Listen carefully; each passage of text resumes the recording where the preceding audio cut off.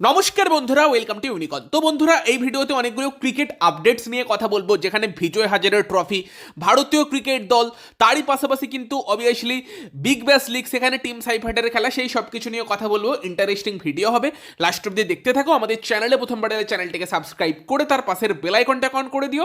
ভিডিওটা ভালো লাগলে ভিডিওটাকে লাইক এবং শেয়ার করতেও ভুলবে না। তবে আমরা যদি শুরুটা করি আজকের ওমেন্স প্রিমিয়ার লিগের ম্যাচ দিয়ে, তো আরসিবির ওমেন্স দল কিন্তু দ্বিতীয় ম্যাচেও জয় তুললো এবং আজকেরটা তো ডমিনেটিং জয় ছিল।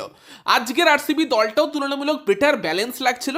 আর নতুন একটা প্লেয়ার ভাই পেয়ে গেছে আরসিবির জন্য, লরেন বেল। প্রথম দিনও দুরন্ত বোলিং, আজকেও দুরন্ত বোলিং, এবং পরের দিকে গ্রেস হ্যারিসটা ব্যাটিং করলো, সেটাও অনবদ্য। মানে আরসিবিকে সাপোর্ট করার একটা মেন কারণ ছিল স্মৃতি মান্ধানা, রিচা ঘোষ, তার সঙ্গে এলিস পেরি। এই বছর এলিস পেরি নেই, বাট লরেন বেল কিন্তু এসে গেছে। আলাদাই বোলিং করছে ভাই, পুরো জোস হ্যাজেলউড আরসিবি মেন্স টিমের হয়ে যেটা করেছে, লরেন বেল ওমেন্স টিমের হয়ে করছে। আজকেও 4 ওভার বোলিং করেছে, 16 রান দিয়েছে, একটা উইকেট নিয়েছে। ইউপি ওয়ারিয়র্স, যেটা কিন্তু কলকাতা নাইট রাইডার্সের কোচ অভিষেক নায়ারের দল, তারা কিন্তু খুব একটা ভালো প্রথম দুটো ম্যাচে খেললো না। প্রথম ম্যাচে তাও ঠিকঠাক খেলেছিল, আজকের ম্যাচে লরেন বেলের সামনে কিন্তু রীতিমতো স্ট্রাগল করে হার্লিন দেওয়াল, মেগ ল্যানিংরা, ফোব লিচফিল্ড 11 বলে 20 করে, পরে দীপ্তি শর্মা 45 এবং দেন্দ্র ডটিন 40 করলেও কিন্তু মাত্র 143 রানই করতে পেরেছিল। উল্টো দিকে আরসিবির জন্য ভালো ওপেনিং পার্টনারশিপ দরকার ছিল, আর সেটা খুবই ভালো হয়ে যায়।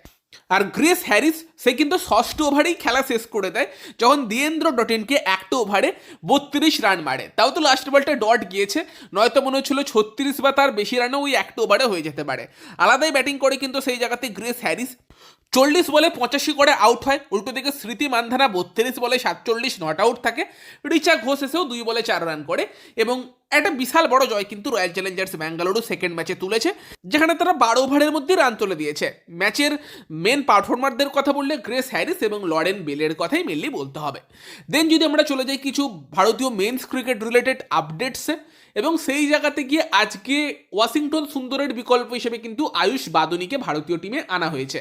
যেই সিলেকশনটা নিয়ে প্রশ্ন উঠছে, অ্যাকচুয়ালি ওঠা উচিত, কারণ ভাই আয়ুষ বাদুনি কি এমন করেছে যার জন্য সে ভারতের জাতীয় দলে সিলেক্ট হয়ে গেল, সেটাই সব থেকে বড় প্রশ্ন। এমন আমি বলছি না যে আয়ুষ বাদুনি খারাপ প্লেয়ার, হ্যাঁ হয়তো বর্তমান সময়ে একটু বেশি বোলিং করছে, অফ স্পিন করছে, সেই জায়গাতে টিম ইন্ডিয়া হয়তো একটা 6th বোলিং অপশান, একজন অফ স্পিনার খুঁজছে।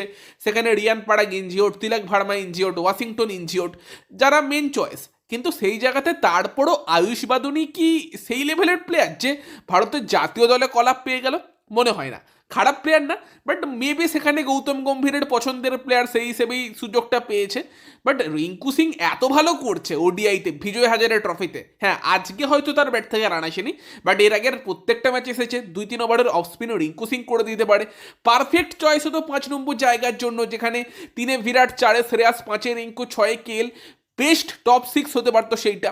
সেই জায়গাতে তারপরও কিন্তু রিঙ্কু সিং এর মতো প্লেয়ারকে সিলেক্ট করা হয়নি, যেই পজিশনে রিঙ্কু সিং বেস্ট অপশান ছিল। বাকি দেবদত্ত পাডিক্কেল আরও একটা প্লেয়ার যে কিন্তু বিজয় হাজারে ট্রফিতে দারুণ করছে, সেও সুযোগ পায়নি। হ্যাঁ, এটা ঠিক যে দেবদত্ত পাডিক্কেল 3-এ ব্যাট করে ভালো করছে, বাট রানের মধ্যে আছে কিছুটা অফ স্পিন, সেও শিখে নিয়েছে। তো 2-3 ওভারের বোলিং দেবদত্ত পাডিক্কেল বা রিঙ্কু সিং এরা ইজিলি করে দিতে পারতো। আয়ুষ বাদুনি এমন বোলার নয় যে তোমাকে ম্যাচ জিতিয়ে দেবে বোলিং দিয়ে। একটা তো বোধহয় বিজয় হাজারে ট্রফির ম্যাচেই নাকি সৈয়দ মুস্তাক আলীর ম্যাচে বিশাল মেরেছিল কেউ একজন তাকে, অনুকূল রয় বা কেউ একটা। সেখানে এমন নয় যে খুব ভালো বোলিং আয়ুষ বাদুনি করে, হ্যাঁ অনুকূল রয়ও সুযোগ পেতে পারতো, এত ভালো করেছে, কারণ সেও যথেষ্ট পারফর্ম করেছে। তাকে সেটার জন্য একটা রিওয়ার্ড দিতে পারতো ইন্ডিয়ান টিমে কল আপ করে। আমার তো মনে হয় না আয়ুষ বাদুনি প্লেইং 11-এ সুযোগ পাবে, না পাওয়াই উচিত, কারণ তোমার টিমে অলরেডি নীতিশ কুমার রেড্ডি আছে, তুমি এবার তাকে সুযোগ দাও ওয়াশিংটন সুন্দরের জায়গাতে। হার্দিক পান্ডিয়ার একটা বিকল্প হিসেবে তাকে যখন দেখছে বারবার স্কোয়াডে নিয়ে আসছে, সুযোগ না দিলে তো খারাপ দেখায় না। এবার তো নীতিশ কুমার রেড্ডিকে সুযোগ দেওয়া উচিত বলেই আমার পার্সোনালি মনে হয়। সেখানে জাদেজার মধ্যে দিয়ে একটা লেফট আর্ম স্পিনার ব্যাটসম্যান আছে, বাট অনুকূলের মতো প্লেয়ারও একটা কল আপ পেতে পারতো ভালো করার জন্য। But out of nowhere আমরা দেখলাম যে কল আপ পেয়ে গেছে তোমার আয়ুষ বাদুনি। ইভেন ঋতুরাজ গায়কোয়াড়কেও ডাকা যেতে পারতো, যদিও হ্যাঁ গায়কোয়াড় হয়তো বোলিং করে না, বাট ব্যাটিংটা তো করে রে ভাই। তো সেখানে কি বলবে এই নিয়ে কমেন্টে জানিও।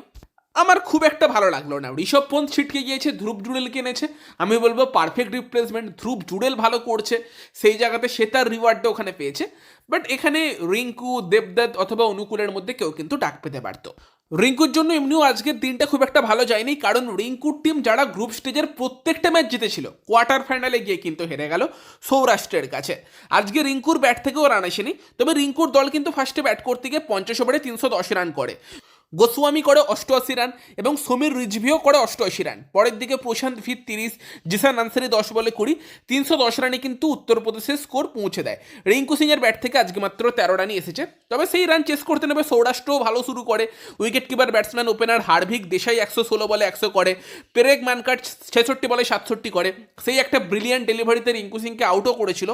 এবং 40 ওভার খেলা হবার পরই বৃষ্টি আসে, যেই সময় সৌরাষ্ট্রের স্কোর ছিল 238 রানে, 3 উইকেট এবং ভিজেডি মেথডে কিন্তু 17 রানে সৌরাষ্ট্র এই ম্যাচটা জিতে যায়। ম্যাচ কিন্তু আজকে মুম্বাইও হেরে গিয়েছে। আজকে মুম্বাই দলের শক্তি মনে ছিল অর্ধেক হয়ে গিয়েছে। শ্রেয়াস, দুবে, সূর্য এরা তো কেউ ছিলই না, তার সঙ্গে সঙ্গে সরফরাজ খানও আজকে ছিল না। এবং অঙ্গক্রিস রঘুবংশী শুরুর দিকে স্লো ব্যাটিং করে 50 বলে 27 করেছে। যেই ওভারে আউট হলো একটা 4 একটা 6 মারে, দেখে মনে হচ্ছিল যে এবার হয়তো একটু ছন্দে ফিরেছে, বাট ওটাও একটা ব্রিলিয়ান্ট ডেলিভারি ছিল যে বলটাতে আউট হয়েছে। বাট ডেফিনেটলি তোমার রঘুবংশীর অ্যাপ্রোচ নিয়ে প্রশ্ন উঠবে, কারণ বেশ স্লো ব্যাটিং করছিল কিন্তু শুরুর দিকে।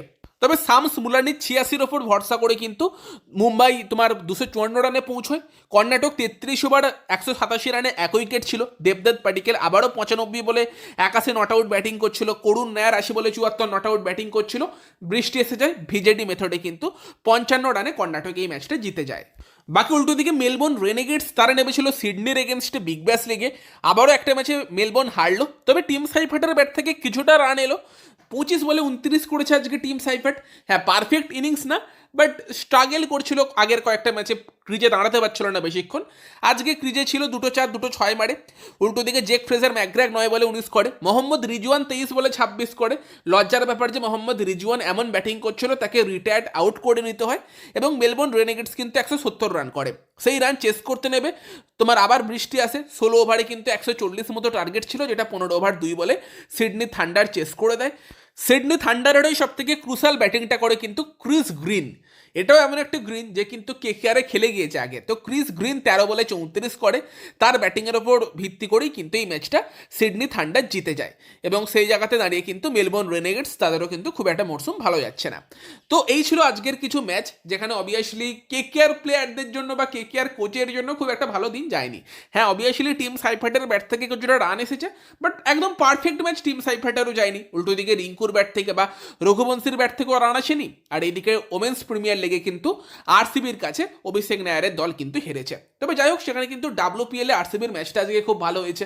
সেখানে আরসিবির খেলা নিয়ে বা ওমেন্স প্রিমিয়ার লিগ নিয়ে কি বলবে কমেন্টে জানিও। ভিডিওটা ভালো লাগলে ভিডিওটাকে অবশ্যই লাইক করে দিও, শেয়ার করে দিও। আমাদের চ্যানেলে প্রথমবার এলে আমাদের চ্যানেলটিকে সাবস্ক্রাইব করে তার পাশের বেল আইকনটাকে অবশ্যই অন করে দিও। আর নোটিফিকেশন যাচ্ছে না অনেকের কাছে, তো সেই জায়গাতে যদি তোমাদের কাছে নোটিফিকেশন না যায়, একবার আনসাবস্ক্রাইব করে আর একবার সাবস্ক্রাইব করে নিও। ঠিক আছে, তো চলো এই ভিডিওতে এই পর্যন্তই। Bye bye.